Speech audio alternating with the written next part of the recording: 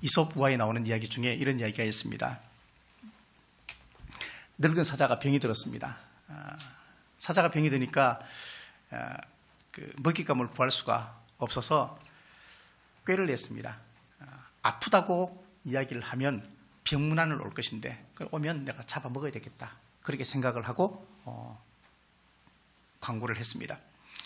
예상대로 많은 동물들이 사자에게 나와서 병문안을 했습니다. 근데 다 죽고 말았습니다. 굴에 들어와서 병문안 하면 굴에서 사자가 그 동물을 잡아 먹었죠. 꾀가 많은 여우가 사자가 그 아프다는 소식을 듣고 병문안을 왔는데 들어가지 않고 바깥에서만 이렇게 병문안을 하는 것입니다. 사자가 들어오라고 이야기를 합니다. 그랬을 때 여우가 이렇게 말을 합니다.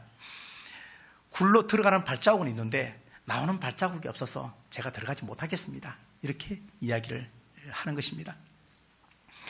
이솝 우화는 아이들도 상당히 좋아하고 또 어른들에게도 교훈이 담겨 있는 지혜가 있습니다. 실제 이솝은 노예 출신의 아주 미천한 사람입니다. 신분만 미천한 것이 아니고 그의 모습을 보면 말을 더듬기도 하고 배가 볼록 나오기도 하고 다리도 안창다리이고 덥수룩한 수염에 납작한 코에 흔히 우리가 말하는 비호감입니다. 근데 그의 머릿속에는 엄청난 지혜가 담겨져 있었습니다. 그가 말하는 것이 모두가 다 교훈이 되었고 그래서 이솝 우화는 지혜의 보고처럼 사람들에게 회자되고 있습니다. 바울도 베드로도 심지어 예수님마저도 성경에 보니까 흠모할 것이 없다 그렇게 말합니다. 실제 우리가 영화를 통해서 사진을 통해서 보는 그들의 모습은 아주 미남형이지만 실제 얼굴은 정말로 비호감이라고 우리가 알고 있습니다. 근데 그 비호감인 예수 그리스도가 그리고 비호감인 바울이 베드로가 예수님을 믿었고 그분이 말로 정말로 메시아라는 사실에 대해서 추호도 의심이 없었다는 사실입니다. 우리가 조금 지혜롭게 살았으면 참 좋겠습니다. 살면서 우리에게 늘 도전받는 것 중에 하나가 뭐냐면 진정성에 관한 문제입니다. TV에서 인터뷰를 하고 또 매스컴에서 눈물을 흘리면서 막 어떤 자백을 해도 우리는 그의 진정성을 가끔 의심을 합니다. 과연 저것이 진짜 마음일까 하는 생각을 하게 되는 것이죠. 시편 15편 1, 2절에 이렇게 말씀합니다. 여호와여 주의 장막에 머무를 자 누구 오며 주의 성산에 사는 자 누구 오니까 정직하게 행하며 공의를 실천하며 그의 마음에 진실을 말하며 라고 이야기를 하고 있습니다. TV를 자주 보는 편은 아니지만 가끔 TV를 보다가 짜증이 날 때가 있습니다.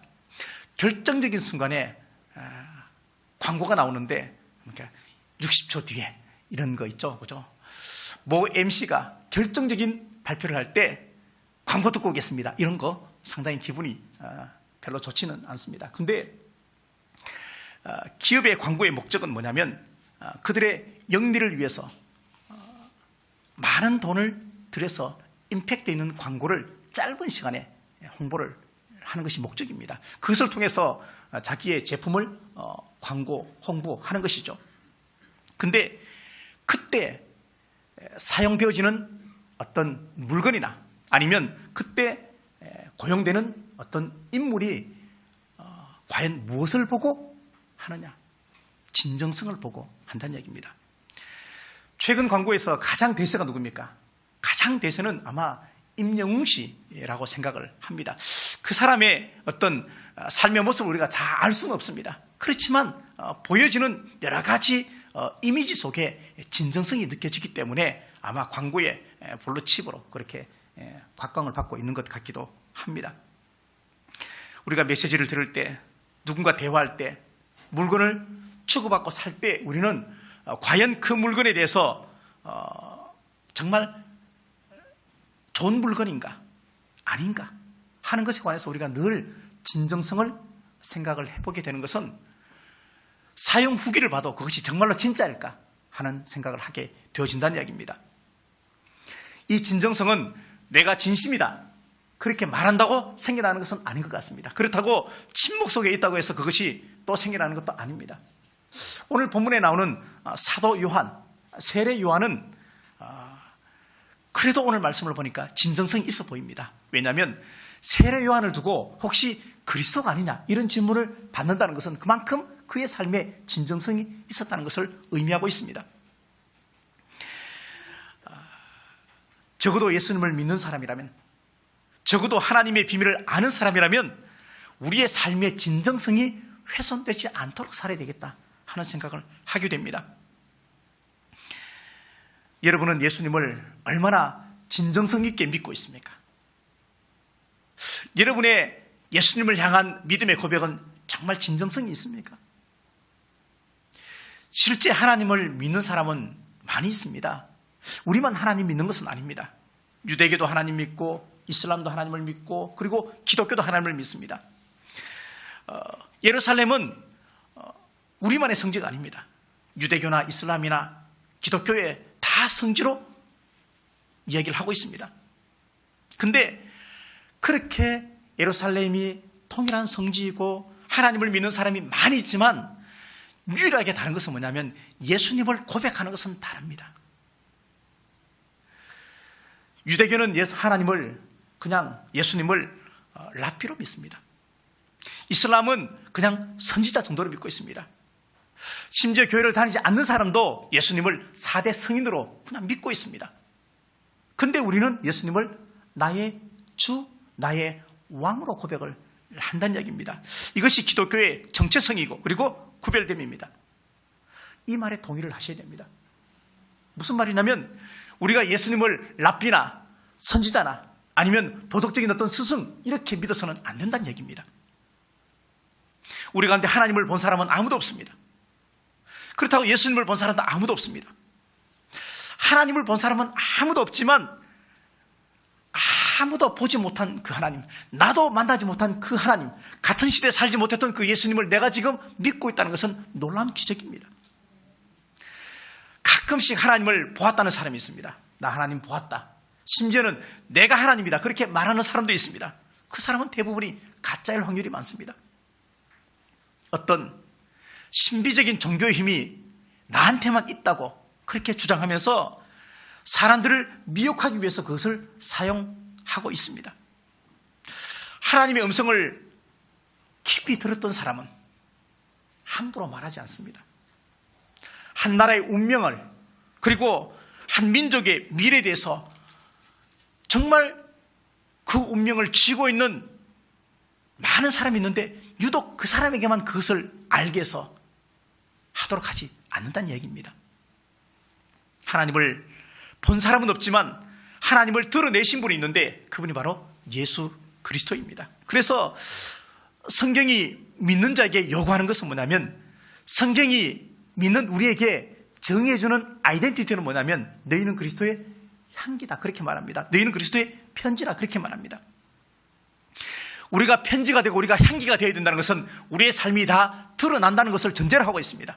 그리고 우리가 향기가 되고 편지가 된다는 것은 우리의 삶을 통해서 그리스도가 드러나도록 삶을 살아야 한다는 것을 우리에게 도전하고 있습니다. 세상 사람들은 하나님, 예수님 모릅니다. 근데 저와 여러분의 삶을 통해서 그들은 하나님을 보게 됩니다. 예수님을 알게 됩니다. 예수 그리스도의 삶을 통해서 우리가 하나님을 알 수 있듯이 기록된 말씀을 통해서 하나님을 알 수 있듯이 우리가 하나님의 실체를 알 수 있는 다양한 방법이 있는데 믿지 않는 그들에게는 우리가 하나님을 알게 하는 통로와 방편이 된다는 사실입니다.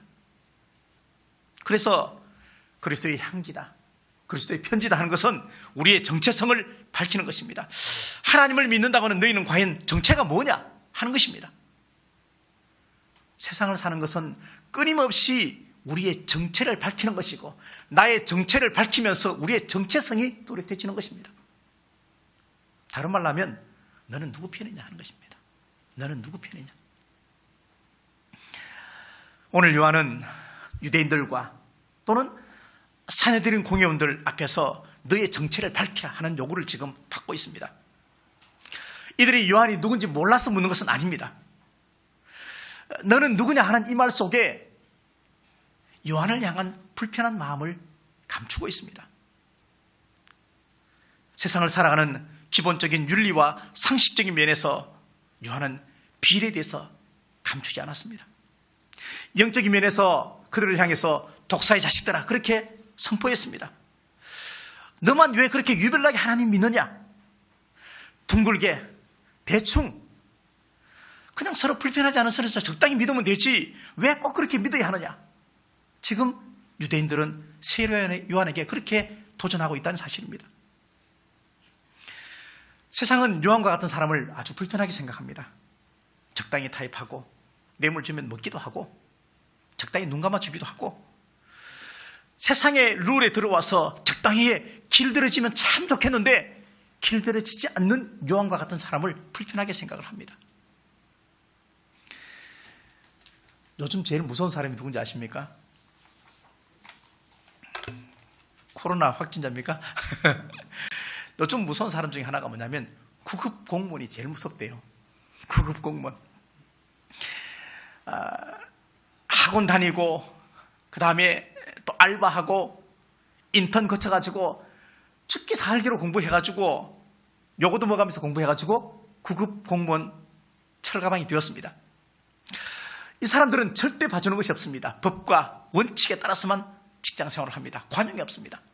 근데 윗사람들은 그렇게 생각하지 않습니다. 그동안 해왔던 관행 또는 적당주의, 눈 감아주는 것, 이것을 요구하는데 그것이 잘 먹혀들지가 않습니다. 구급 공무원들은 잘 먹혀들지 않습니다. 그럴 때 뭐라고 말하느냐? 야, 너 그렇게 직장 생활하면은 너 왕따 당해? 아니면 야, 조직의 쓴맛을 좀 봐야 되는데? 이런 이야기를 합니다. 조직의 쓴맛은 그 세계만 있는 것이 아닙니다. 조직의 쓴맛은 때로 직장 안에도 있고 때로 가정 안에도 있고 때로 친구 사이도 있고 심지어 교회 안에도 조직의 쓴맛이 있습니다. 자기들과 같은 방향으로 살지 않고 넓은 길을 가지 않고 자기들과 통화되지 않으면 아무리 옳고 정직해도 가만두지 않습니다. 사자성어 가운데 화이부동이란 말이 있습니다. 화이부동. 이것은 서로 다르지만 조화를 이루는 것이 가장 아름답다 하는 뜻입니다. 제주도에 가면은 노랗게 유채꽃밭이 있습니다. 정말 예쁘죠. 신혼여행 가면은 100% 사진 꼭 찍습니다. 근데 노란색의 유채꽃만 예쁜 것이 아니고 다른 꽃이 함께 모여있는 그런 것도 상당히 예쁘고 아름답고 어쩌면 그게 더 건강하게 보여줄 수도 있다는 이야기입니다. 지금 요한은 그런 질문을 받고 있습니다. 광야에서 메뚜기와 석청을 먹이면서 요단강에서 세례 베푸면서 회개하라 그렇게 선포하면서 시대의 양심을 찌르고 있는 요한은 그들에게 불편했습니다. 근데 요한은 그것이 사명이라 생각했습니다. 말씀으로 믿는 신앙을 가지고 있는 요한은 신앙의 선구자 역할을 하고 있었습니다. 20절 말씀해 보니까 우리가 읽지 않았지만 요한은 자신을 숨김없이 드러냅니다. 나는 그리스도가 아니다 라고 이야기를 하고 있습니다. 그 당시에 세례 요한을 두고 혹시 구약에 예언된 메시아가 아닌가 라고 생각했던 사람이 많이 있었던 것 같습니다. 내가 그리스도가 아니다. 이 단정적인 이 말은 상당히 중요한 말입니다. 내가 할 수 있는 것을 아는 것도 중요하지만 내가 할 수 없는 것을 아는 것도 중요합니다. 내가 누군지 아는 것도 상당히 중요하지만 내가 누가 아닌지를 아는 것도 중요합니다. 이것을 잘 알지 못하면 사람들은 계속해서 가면 속에서 살아갑니다. 가면을 쓰고 살면서 그것이 마치 나인 양 착각하면서 살아갑니다. 물론 사람은 누구나 다 가면을 씁니다. 그렇지만 현대인들은 점점 가면을 쓸 확률이 많아집니다. 가면을 스페인 말로 하면은 페르소나 그렇게 말합니다. 페르소나. 근데 이 페르소나를 영어로 하면 person, 사람이 되는 겁니다. 그러니까 사람은 누구나 가면을 쓰고 산다는 얘기입니다. 부모인 척, 스승인 척, 목사인 척, 성도인 척, 예수 믿는 척, 그렇게 가면을 쓰고 살아갈 확률이 많다는 이야기입니다.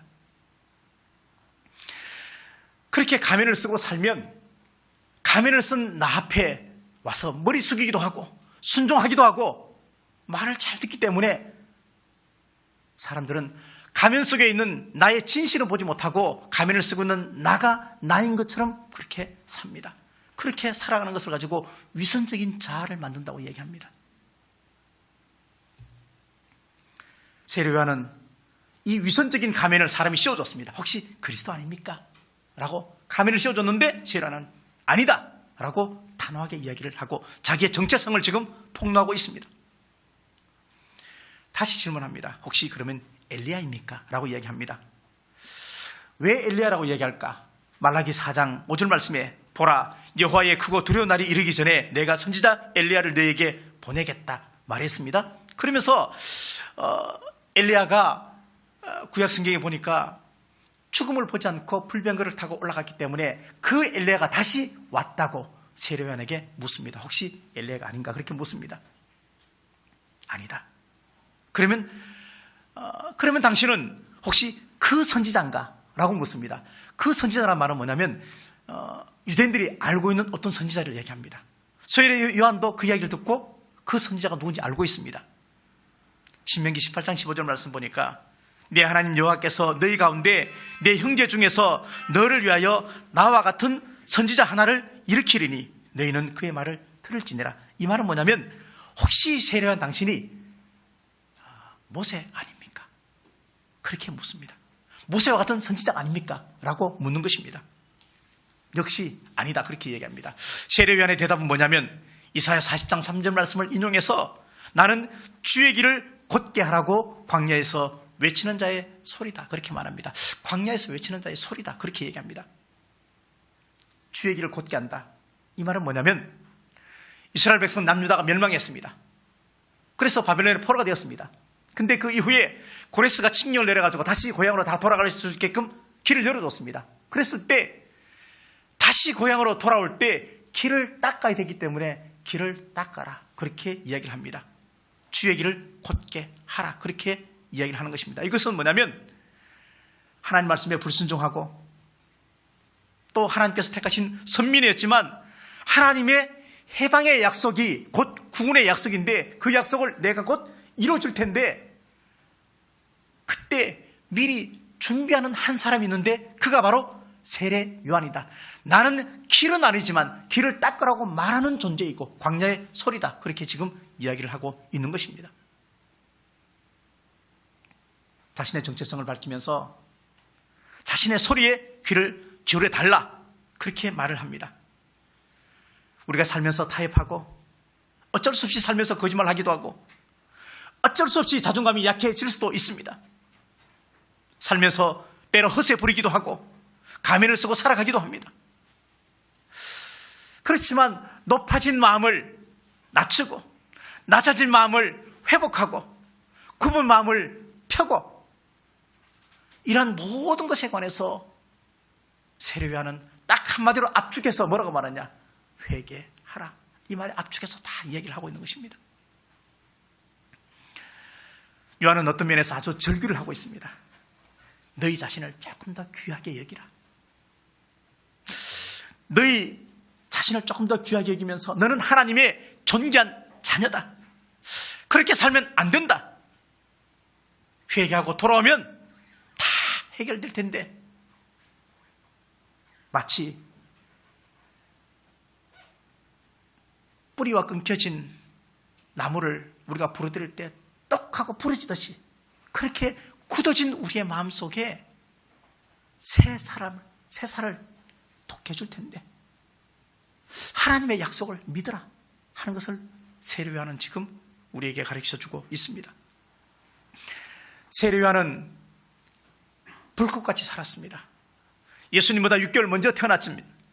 그러면서 공생애를 준비했습니다. 그렇지만 예수님의 공생애가 시작되자마자 얼마 지나지 않아서 세례요한은 순교당해서 죽게 됩니다. 예수님을 주인으로 세우고 자기는 조연처럼 사라졌습니다. 세례요한이 선구자처럼 광야에서 외치는 자의 소리로 살면서 그렇게 살았던 것은 그냥 된 것이 결코 아닙니다. 단지 예수님보다 6개월 먼저 태어났던 그것들 때문에 그런 것은 아닙니다. 예수님이 누군지 정확히 알았습니다. 예수 그리스도, 우리가 믿는 예수 그리스도, 우리가 예수님에 대해서는 적어도 이 세 가지에 관해서는 정확히 알아야 됩니다. 첫 번째, 예수님의 성육신은 반드시 우리가 믿어야 합니다. 동정녀 탄생 믿어야 합니다. 왜 그러냐? 사람을 구원하기 위해서 첫 번째 조건이 뭐냐면 사람이 되는 것입니다. 그래서 예수님이 사람이 되셨습니다. 근데 사람이 되는 방법이 사람을 통해서 나지 않았습니다. 성령을 통해서 태어나셨습니다.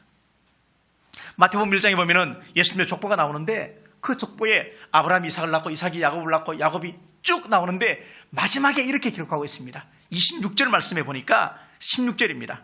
야곱은 마리아의 남편 요셉을 낳았으니 마리아에게서 그리스도라 칭하는 예수가 나시니라.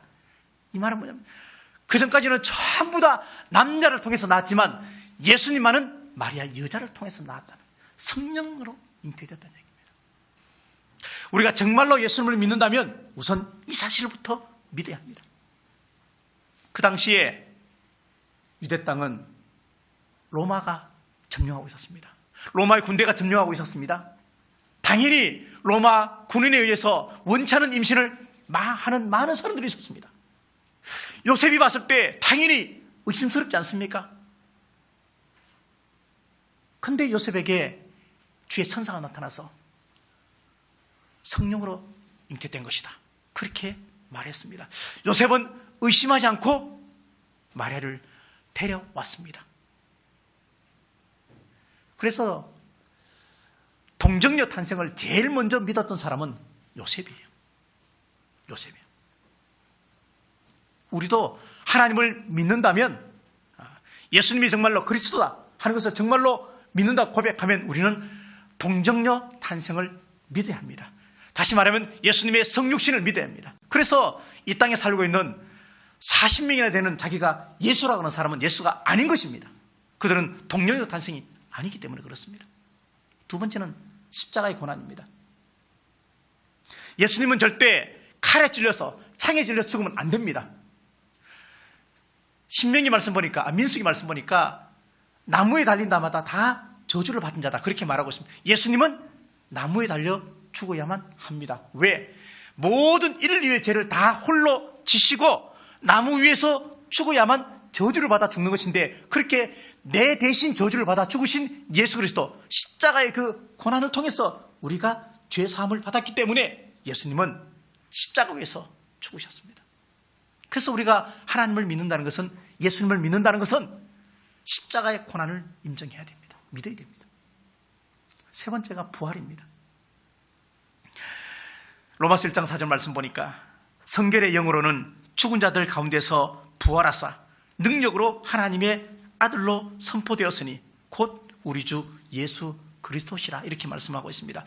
예수님의 부활은 예수님이 하나님의 아들인 것을 증명하는 것입니다.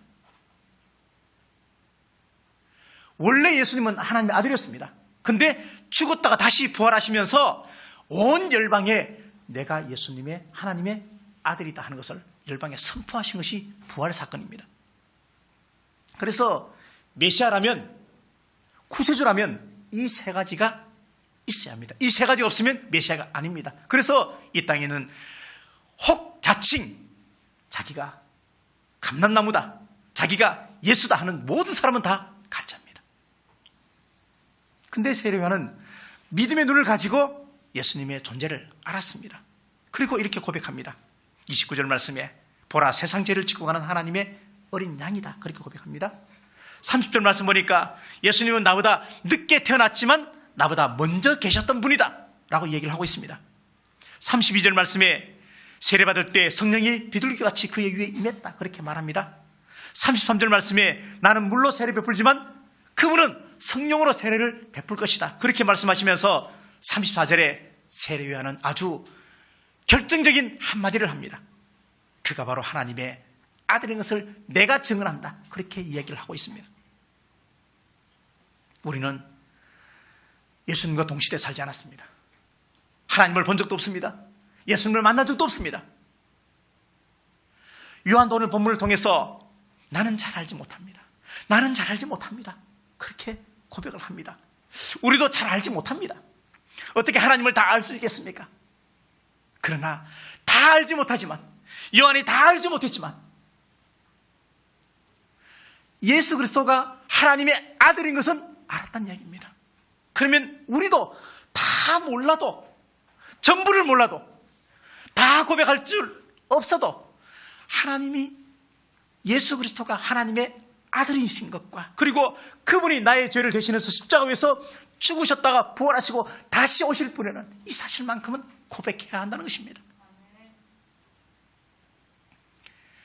이 일이 있은 후에 세례요한은 순교당해서 죽습니다. 자, 순교는 상황이나 시대가 순교를 만드는 것이 아닙니다. 순교는, 참된 순교는 이웃 사랑부터 시작을 하고요. 그리고 순교는 믿음이 순교하도록 하는 것이지, 상황이 되니까 순교하고 시대가 그런 시대니까 순교하고 아닙니다. 일제시대 순교의 장이 열렸지만 다 순교하지 않았습니다. 그렇다면 우리는 이런 질문을 스스로 해야만 합니다.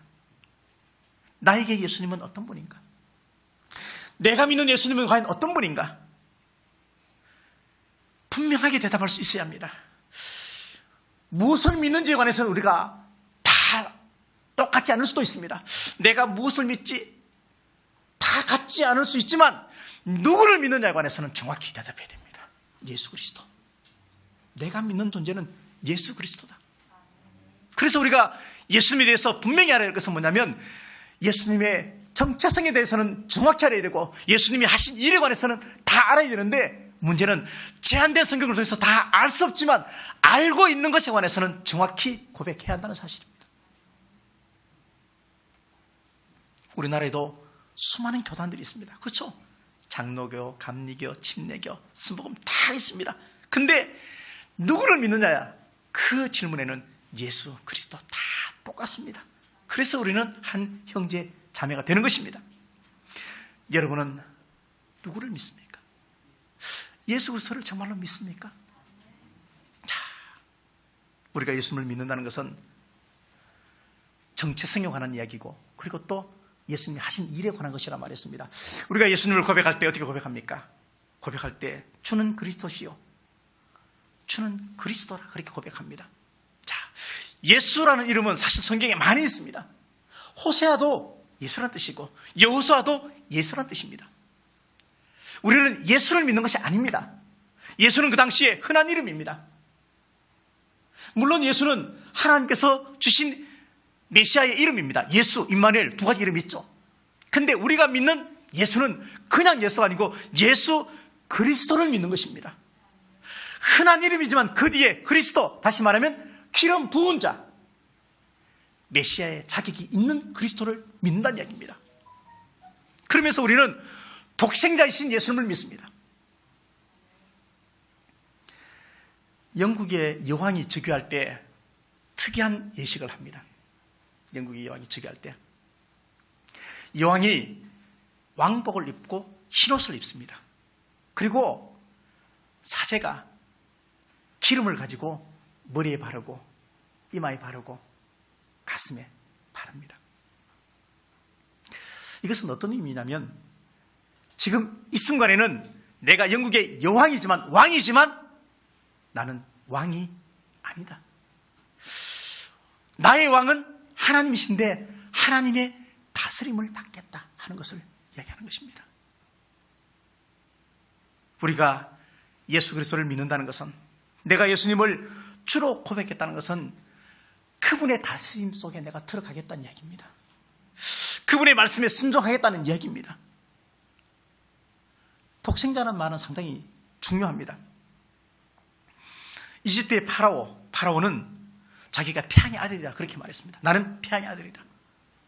로마의 시저 황제는 자신은 신의 아들이다 그렇게 말했습니다. 근데 기독교인들은 이것을 거부했습니다. 거부하고 구별됐기 때문에 충돌했고, 그래서 이것 때문에 고통을 받았고 핍박을 받았고 많이 죽었습니다. 파라오는, 로마 황제는 신도 아니고 신의 아들도 아니다. 오직 예수 그리스도만이 하나님의 아들이다. 그렇게 고백하는 것은 하나님에게는 아들이 여러 명이 없다는 얘기입니다. 딱 한 명 있는데 그 한 명이 예수 그리스도. 그래서 우리는 독생자 예수님을 믿는 것입니다. 그래서 시자나 아니면 로마의 어떤 사람이 자기는 신의 아들이라 말해도 다 거짓말인 것입니다.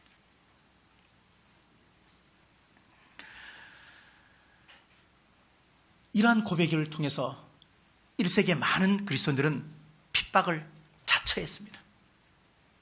유대인들은 신성모독죄, 헬라 문화 속에서는 아주 정치적으로 확대를 했습니다. 예수님은 나의 왕이요, 예수님은 나의 메시아요, 나의 그리스도이십니다 하는 고백은 나의 이성과 지성을 가지고 할 수 있는 것은 결코 아닙니다. 그래서 성경은 믿음은 하나님의 선물이다, 그렇게 약속을 하셨습니다. 코로나 때문에 예수 믿는 거 드러내기가 참 어려운 시대에 살고 있습니다. 나 예수 믿는 사람이다, 교회 가자, 이런 고백 참 하기 어렵습니다. 근데 저는 아니라고 생각합니다. 예수님을 나의 필요를 채워주는 그러한 존재로 여기면, 그러한 분으로만 내가 인식을 한다면 나는 그분의 다스림을 받는 것이 아니고 내가 그분을 지금 다스리고 있습니다. 그럼 잘못된 것이죠. 예수님의 다스리심이 우리의 가정 속에, 여러분의 직장 가운데, 여러분의 마음 속에 드러나야 한다고 생각합니다. 적어도 세상 사람들이 나의 믿음에 관해서는 진정성을 가지도록 살아야 합니다. 적어도 내일에 관한 일, 영생에 관한 일, 생명에 관한 일, 믿음에 관한 일, 나의 신앙 고백에 관한 일에 관해서는 세상 사람들이 나에게 대해서 불편함을 느껴야 합니다.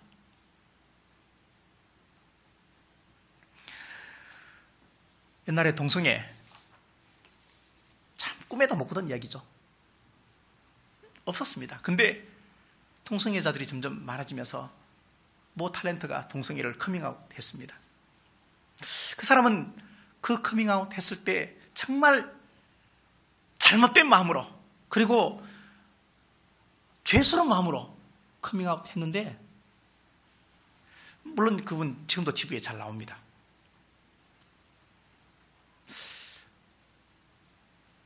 그런 마음으로 고백을 했는데, 자백을 했는데, 그때는 숫자가 적었는데 이제 사람이 점점점 그 사람들이 많아지기 시작합니다. 그러면서 그분들의 힘을 점점 결집하면서 마치 그때 처음에 그렇게 커밍아웃했던 그 모 탤런트가 마치 그 동성애에 관한 선구자처럼 대접을 받고 있습니다. 결코 아닙니다. 시대의 추세가 그래서 아닙니다. 성경은 반드시 죄라고 얘기를 하고 있습니다. 어떤 일이나 사상에 있어서 그 시대의 다른 사람보다 앞선 사람이 선구자라는 뜻입니다. 세례요한은 선구자였습니다. 아브라함은 믿음의 선구자였습니다. 바울은 이방선교의 선구자였습니다. 우찌무라 간조는 일본의 양심을 깨친 선구자였습니다. 예수님은 믿음이 뭔지 순종이 뭔지 우리에게 가르쳐준 선구자였습니다. 우리의 맏아들이었습니다. 여러분도 다 선구자입니다. 여러분도 선구자가 되셔야 합니다. 여러분의 직장에, 여러분의 가정에, 여러분의 마음속에, 여러분의 이웃들에게 믿음의 선구자가 되셔야 합니다. 지금까지 못했지만 지금부터 하겠다 마음만 먹으면 여러분은 선구자가 다시 되어지는 것입니다. 그 선구자 이름을 거룩하게 하려면 끝까지 지켜나가면 됩니다. 다시 말하면 완주하면 그 이름이 변색되지 않는다는 얘기입니다. 관중지천이라는 말이 있습니다. 관중지천. 이것은 사자성을 찾아보면 관을 통해서 하늘을 본다, 그런 뜻입니다. 자, 대나무 관을 통해서 하늘을 보십시오. 하늘이 어느 만큼 보이겠습니까? 그렇게 보지 말라는 얘기입니다. 영안을 열고 하늘을 봐야 되지, 대롱대롱 작은 관 가지고 하늘 보면서 하늘 봤다고 말할 수 없다는 얘기죠. 현미경을 통해서 우리가 봅니다. 부분을 봅니다. 작은 세포를 봅니다. 근데 작은 세포를 보면서도 생각하기를 내가 보는 것이 전부가 아니고 일부분이다 라는 생각만 가지도 우리는 깨어있는 사람이 되는 것입니다. 하나님께서는 명함만 가지고 있는 사람들 절대 사용하지 않습니다. 당시 제사장들과 바리새인들은 성전에 근무했고 성전에서 살았고 하나님 말씀을 연구했지만 그 성전에 하나님 말씀이 없었습니다. 반면에 세례 요한에는 그 들판에 하나님의 말씀이 임했습니다. 누가복음 3장 2절 말씀에 안나스와 가야바가 대제사장으로 있을 때에 하나님의 말씀이 빈들에서 사가랴의 아들 요한에게 임한지라. 성전에 하나님 말씀이 없었습니다. 오히려 빈들에 있는 요한에게, 자신의 정체성을 드러내는 그에게, 많은 사람이 불편하게 생각하는 그 사람에게 하나님의 말씀이 임했다고 성경은 약속을 하고 있습니다. 미국에 토마스 콕이라는 사람이 살고 있었습니다. 실제 있었던 이야기입니다. 토마스 콕, 복권을 샀는데 복권에 당첨이 됐습니다. 264억 원이 당첨됐습니다. 감각이 좀 둔하시네. 264억 원 상당히 큰 돈입니다. 자, 264억 원에 당첨이 됐습니다. 근데 그 금액을 친구와 나눴습니다. 자기 친구와 나눴습니다. 이게 과연 가능할까?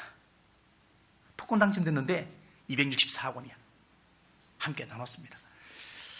저한테도 그런 사람이 있는데 아직 연락이 안 오네요. 어쨌든 저도 그런 약속을 한 사람이 있는데 연락이 안 와요.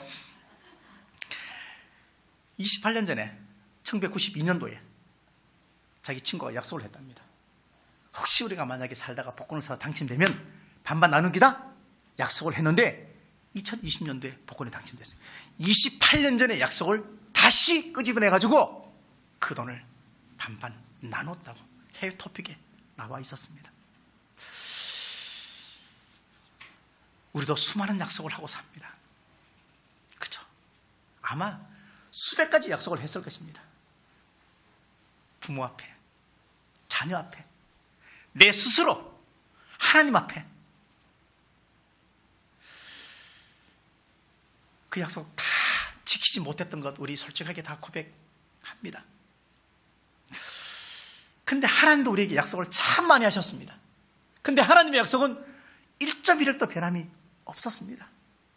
내 감정에 따라, 내 기분에 따라서 마치 약속을 지킨 것처럼 안 지킨 것처럼 그렇게 느껴지지만 하나님은 한 번도 약속을 어긴 적이 없습니다.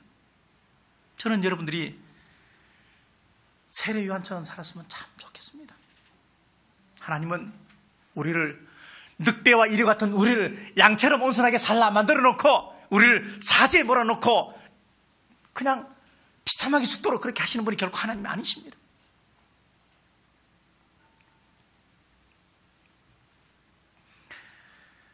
예수님의 아들로, 예수님을 하나님의 아들로, 그리고 정직함과 성실을 식물 삼고 순교의 각오로 오늘을 살고,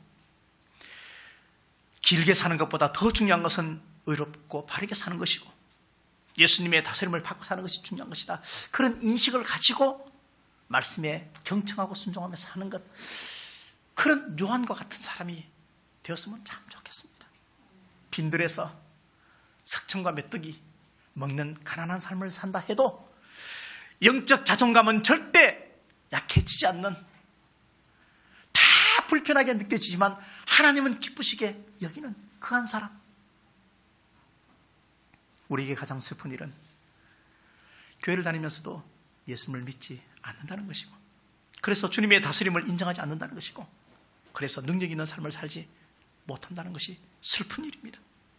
우리 안에 예수님의 간증이 없고 예수님을 향한 찬양이 없고 우리 안에 교회를 다니지만 변화가 없고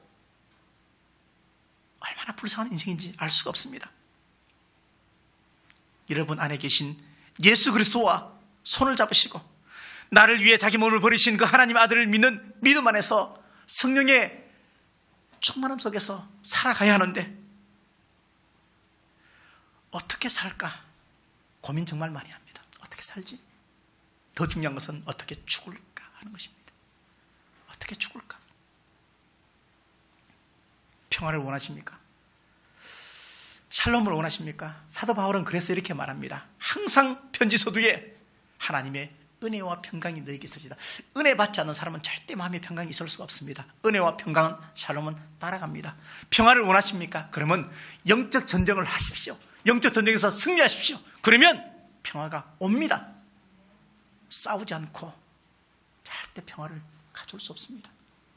만약 내어주면 끝까지 다 내어주고 나중 마지막에는 여러분의 생명도 내어줘야 합니다. 우는 사자같이 달콤하게 우리를 유혹하지만 그 함정에 빠지지 마시고 세례요한처럼 빈들에 산다 해도 여러분의 삶의 정체성을 뚜렷하게 삶을 통해서 드러내시고, 그래서 주님이 기뻐하는 선구자, 선지자의 삶을 살아가시는 복된 여러분들 다 되시기를 간절히 바라겠습니다.